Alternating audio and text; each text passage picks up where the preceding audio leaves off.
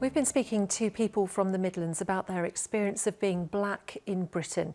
In the first of our special series called In My Shoes, we hear from people in their own words about what it's like to be the minority. Adeo Fraser is one of only a few black barristers at his chambers in Birmingham. He told us what it's like to work in an industry where black people make up just 3%.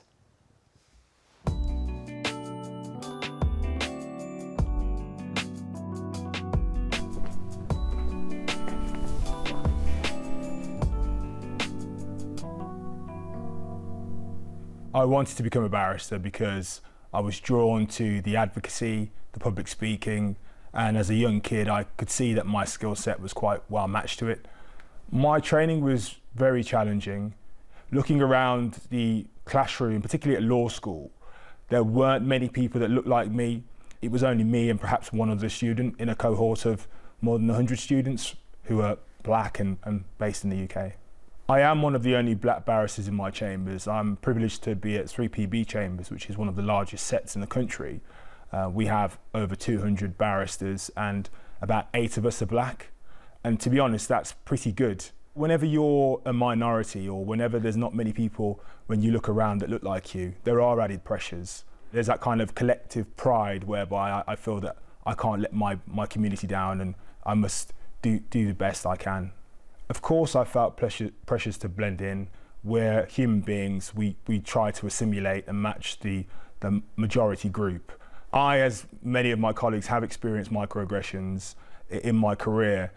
I think you'd be hard pressed to find a barrister in the country who hasn't had an experience similar to the well-publicised experience of Alexandra Wilson. Alexandra spoke about going to court and being mistaken for a defendant. It's normal for us to be mistaken for social workers. It's normal for us to be mistaken for defendants. It's very difficult when you're from a lower socio-economic background and when you're from a minority background to get into this profession. There is an element of elitism. It used to be, and some would argue still is, a bit of an old boys club. So it's quite challenging when you don't have people that you know within the profession and you don't have the financial fortitude or the privilege to be able to pay for the bar course, to be able to pay for accommodation when you're studying on the bar course. It's crucially important for professions to mirror and reflect the society that they work within. We need more black judges, we need more black legal advisors, we need more black lay justices, magistrates. So in order for our justice system to work in the best possible way, we need it to be reflective of society.